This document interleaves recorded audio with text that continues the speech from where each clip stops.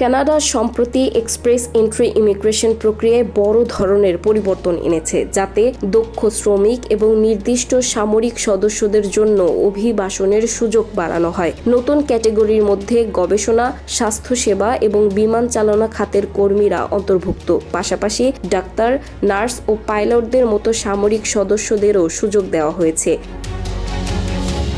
এই পদক্ষেপ মূলত দেশের গুরুত্বপূর্ণ খাতে দক্ষতা পূরণ এবং প্রতিরক্ষা সক্ষমতা বৃদ্ধি করার জন্য নেওয়া হয়েছে। কানাডার প্রধানমন্ত্রী মার্ক কার্নি এর লক্ষ্য হল নতুন স্থায়ী নাগরিকদের সংখ্যা সীমিত রাখার পাশাপাশি দক্ষ শ্রমিক এবং গবেষককে দেশটিতে আকৃষ্ট করা। নতুন নিয়মে সিনিয়র ম্যানেজার ও পরিবহন খাতের কর্মীদেরও এক্সপ্রেস এন্ট্রিতে অন্তর্ভুক্ত করা হয়েছে, যা শ্রম ঘাটতি পূরণে সহায়তা করবে।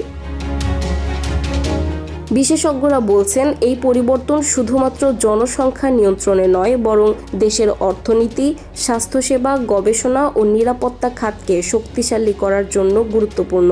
নতুন নিয়মের মাধ্যমে কানাডা যুক্তরাষ্ট্রের উপর নির্ভরশীলতা কমাতে চাচ্ছে এবং প্রতিরক্ষা সক্ষমতা বৃদ্ধি করছে। ফলে এই পদক্ষেপ কানাডার অভিবাসন নীতি ও কৌশলকে আরও লক্ষ্যভিত্তিক ও সামরিক ও অর্থনৈতিক গুরুত্ব সম্পন্ন করে তুলছে।